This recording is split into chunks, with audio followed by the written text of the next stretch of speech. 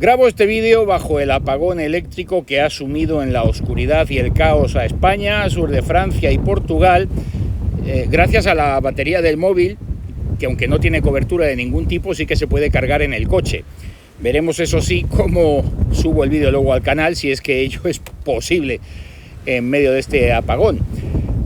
Situación esta que a buen seguro servirá a Sánchez para sacudirse las culpas de demoler presas, centrales térmicas o cerrar nucleares y endosarle la responsabilidad a otros, que es lo que mejor se le da en el mundo: incumplir el 8º mandamiento. Ese mismo, sí, no mentirás. Pero claro, Sánchez también incumple el 7º y más temprano que tarde tendrá que ser procesado por malversación de fondos públicos y administración desleal, al robar a los españoles varios millones por un producto que nunca recibiremos y que habrá que volver a comprar de nuevo, a sabiendas de que todo ello era y es un delito flagrante. Sin enriquecimiento personal, al parecer, como los seres, pero muy lucrativo para terceros. Si ha habido un gobierno de chorizos, puteros, corruptos y autócratas sin ética y moral a lo largo de nuestra historia, este es sin ninguna duda el del rey del fango y su criminal partido. Y mira que los ha habido corruptos desde que se firmó la Constitución. Pero lo de Sánchez y el PSOE es otro nivel, otra liga en la que el socialista y sus socios juegan con ventaja y sin ningún tipo de complejos, a diferencia de la acomplejada derechita cobarde de Feijóo. Y si hace falta saltarse o cambiar leyes para salir impune de los delitos, Sánchez las cambia sin problema, ya sean indultos, amnistía, delitos de sedición, leyes mordaza a la prensa o a la libertad de expresión, gobernar sin presupuestos, utilizar a la fiscalía delictivamente, profanar a los muertos o los lugares de culto, o, como el caso que nos ocupa, rescindir unilateralmente un contrato de compra-venta con otro país a sabiendas de su ilegalidad y el robo que representa a las arcas del Estado. Pero claro, como según su partido el dinero público no es de nadie, pues no hay problema que los españoles volveremos a pagar de nuestro bolsillo los 15 millones de balas de la Guardia Civil, pese a no haberlas recibido. Exactamente igual que pasó con lo de las mascarillas. Es lo que tiene disparar con pólvora ajena. Si dejamos las llaves de nuestro gallinero a un zorro sediento de gallinas, pues pasa esto. Realmente difícil esta semana destacar 2 o 3 noticias principales en poco más de 10 minutos de vídeo, toda vez que hemos tenido de todo y a cada información más escandalosa que la anterior, desde el pasado lunes santo, en el que Jesús decidió llevarse consigo en la resurrección a su representante en la tierra.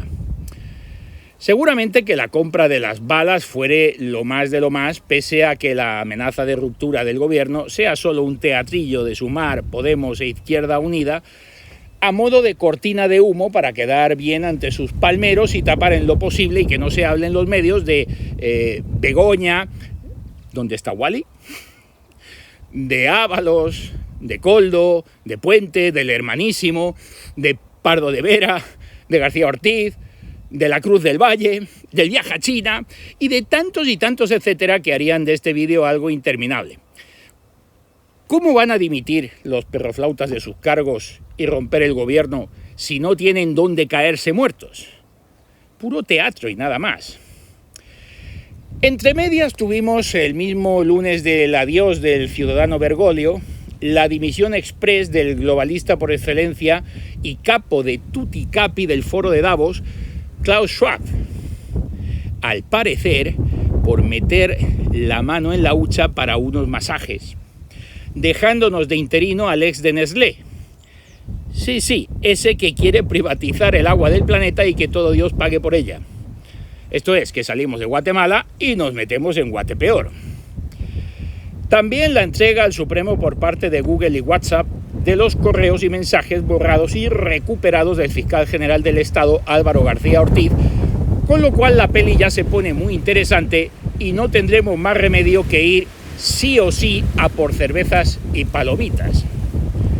Tuvimos además a los directivos y opositores al Conservatorio de Badajoz declarando que el fraude del puesto del Hermanísimo era Vox Populi y hasta lo habían denunciado en su día sin que nadie les hiciera caso. Y al propio músico, imputado, por cierto, oficialmente desde hoy, día del apagón, declarando también que había mentido a su casero para que le alquilara el pisito de Marras. Este sujeto sigue cobrando su sueldo de director de artes escénicas a día de hoy. Tuvimos el escandalazo del amaño del voto por correo en Andalucía por parte del PSOE, a imagen y semejanza de los alemanes, que estos días también destapan un fraude de 2,8 millones de votos cuyos titulares estaban muertos. Los del PSOE comprando votos a cambio de carguitos. No en un solo pueblo, no, sino en bastantes de toda España, según la Guardia Civil. La fama de corrupto y criminal la tiene bien ganada el Partido Socialista desde que Pablo Iglesias lo fundara hace siglo y medio, no habiendo cambiado nada y en fidelidad a su línea de actuación desde entonces. Menos mal que entre medias de tanto despropósito también tuvimos al Tribunal de Apelación rumano revocando la sentencia que anuló la primera vuelta presidencial en Rumanía, que fue aquella que ganó el candidato soberanista Calin Georgescu. El sobreseimiento del caso contra Nacho Cano. No sé quién saldrá ahora a pedirle perdón, si Marlaska, sus policías o la propia juez.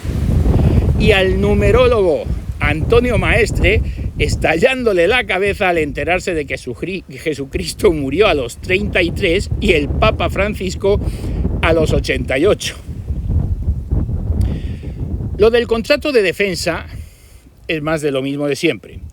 Un Sánchez que públicamente se da golpes en el pecho contra Putin, pero que luego es quien más gas licuado le compra al ruso de toda la Unión Europea, y también el mismo Sánchez al que se le llena la boca contra ETA, pero que acaba gobernando con sus herederos como socios de gobierno.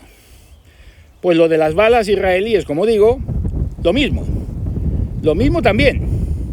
Mucho cacarear su apoyo a Palestina libre y que él nunca le comprará armas a Israel, pero que por la puerta de atrás no hace más que firmar contratos de compraventa militar con empresas israelíes tras los atentados terroristas de Hamás del 7 de octubre. Casi 50 de ellos tiene comprometidos España con más de 1.000 millones de euros en danza. De todos esos contratos de armamento, los hay de morteros, misiles, lanzacohetes, y aún quedan una decena sin ser formalizados, como sí que estaban, por cierto, los de los 15 millones de balas que ya habían sido publicados hasta en el BOE. Y es técnicamente muy difícil rescindirlos, no solamente por la indemnización económica resultante, sino también porque muchos de esos contratos son de mantenimiento de sistemas de defensa israelíes que España en su día compró a Israel en sustitución de otros ya en desuso y que tiene plenamente integrados y operativos en sus propias Fuerzas Armadas, con lo que sin la actualización o mantenimiento de los israelíes, todos esos sistemas quedarían obsoletos y España, por tanto, desabastecida e indefensa. Ejemplo de este tipo de operación es el del sistema lanzacohetes de alta movilidad de misiles SILAM, por valor de unos 570 y pico millones de euros, adquirido ya por varios países europeos como Dinamarca, Países Bajos y Alemania, dada su gran efectividad en la Franja de Gaza, y que tiene muy preocupados a los de la Dirección General de Armamento y Defensa, por si las presiones políticas de los socios de Sánchez dieran al traste con el sistema, habiéndose pagado ya varios plazos a cuenta desde el 2023. Si Sánchez tuviera verdadera voluntad política de llevar a cabo un embargo de armas total a Israel, lo tendría muy fácil: presentar un decreto ley en el próximo Consejo de Ministros y Santas Pascuas. Pero claro, Sánchez es un titiritero que sabe muy bien que resolver contratos como el SILAM por meros caprichos ideológicos de sus socios nos dejaría desprotegidos en un momento de disuasión y rearme en el terreno de la defensa, ya que el SILAM en concreto sustituye al sistema de lanzamiento que teníamos, el llamado Teruel, retirado en el 2011, Con lo cual el ejército de tierra no dispone actualmente de este tipo de armamento.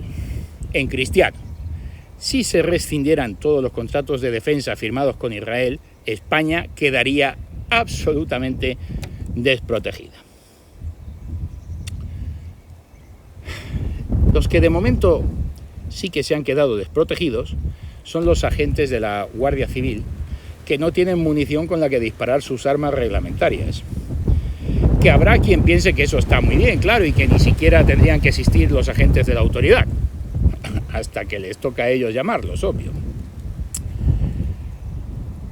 Resulta que Marlaska tenía que licitar, allá por el 2020, la adquisición de unas 9.000 pistolas de 9 milímetros para las unidades de élite de la Guardia Civil, y como no quería gastarse ni un duro en armas de fuego, que se ve le ponen nervioso, las adjudicó a la baja a una empresa israelí por 3 millones de euros, que le ofrecía una copia low cost de la famosa Glock, pero a un tercio del precio de la original, la pistola Raymond.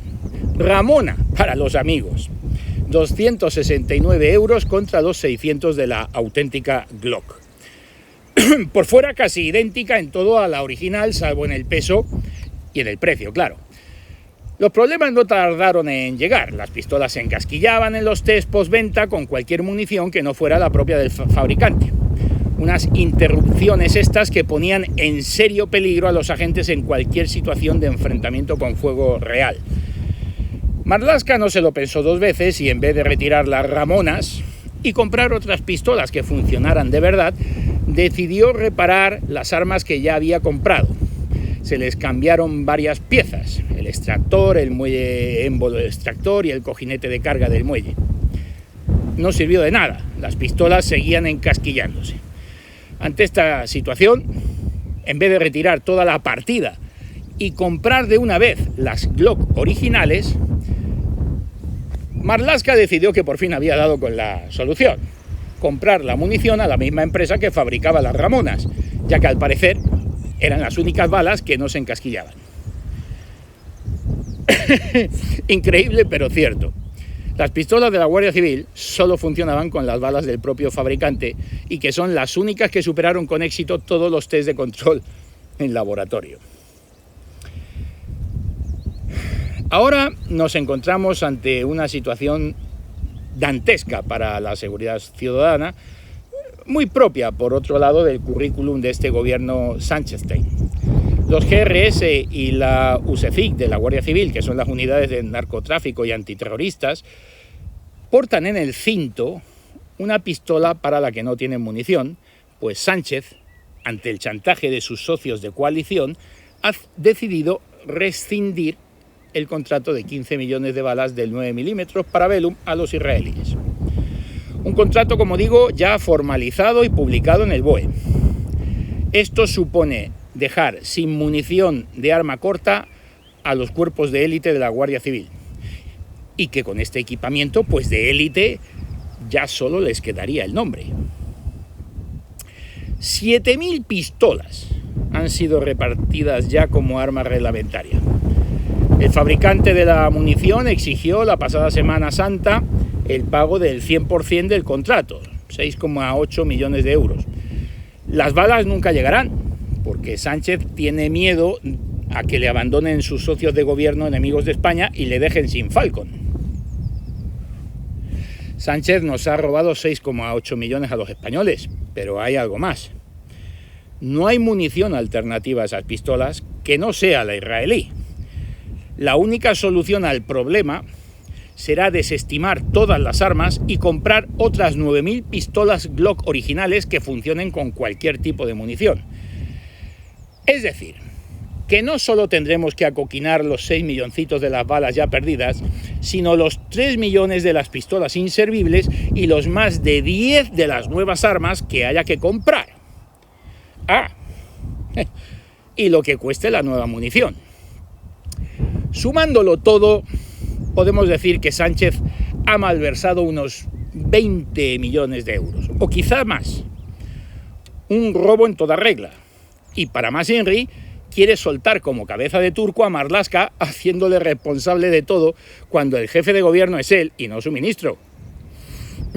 que poco le queda a Marlaskón, me parece, para acabar en el grupo mixto junto a Ábalos. Ha habido más noticias importantes estos días que me gustaría analizar con ustedes, pero ya apenas me queda tiempo más que para soltarles 2 o 3 titulares y nada más. El primero, se levanta el viento, que los ecologistas de Greenpeace continúan su mentira contra el carbono y sin que se les altere el pulso lo más mínimo, quieren culpar de la pasada riada por gota fría de Valencia al camelo climático. Y se preguntará usted, mi querido internauta, que para qué, ¿verdad? Pues muy sencillo, porque exigen los de Greenpeace que todos los costes de la catástrofe valenciana los pague la industria fósil, esto es, las petroleras. Ni un solo día sin su correspondiente ración de adoctrinamiento ideológico en los medios. El día que los verdes y progres se enteren de que el gas y el petróleo no son un producto fósil, sino que lo genera la Tierra de forma natural y que lo del calentamiento por CO2 antropogénico es la mayor mentira de la historia de la ciencia, les estallará la cabeza igual que a Antonio Maestre. Claro que a lo mejor sí que lo saben y nos mienten a la cara, que más bien me inclino por lo segundo. También es de reseñar el último informe de la Comisión Europea que sentencia que se han multiplicado los casos de agotamiento y depresión del mundo rural comunitario y que en Francia, por ejemplo, un agricultor se suicida cada 2 días tras la imposición de la sobrecarga normativa del Pacto Verde y la Agenda 2030. Y esto va a ir a más.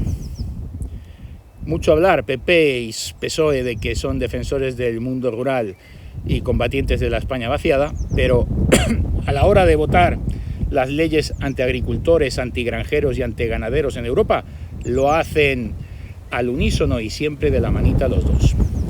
La ley de restauración de la naturaleza o la estrategia por la diversidad junto al Pacto Verde son los últimos y más sangrantes ejemplos de ello. Por último, señalar, aunque también en titulares solamente, que la Fiscalía ha puesto el foco en la Agencia Española de Meteorología y en la Confederación Hidrográfica del Júcar, exigiendo todos los documentos e informes técnicos y operativos del día de la pasada riada por gota fría de Valencia, que la juez Nuria Ruiz había rechazado hasta ahora en un intento de mantener un enfoque limitado, evitando así enfrentarse a estructuras del gobierno central. El fiscal Cristóbal Melgarejo ha decidido obrar en conciencia y levantar todas las alfombras de las responsabilidades de la tragedia.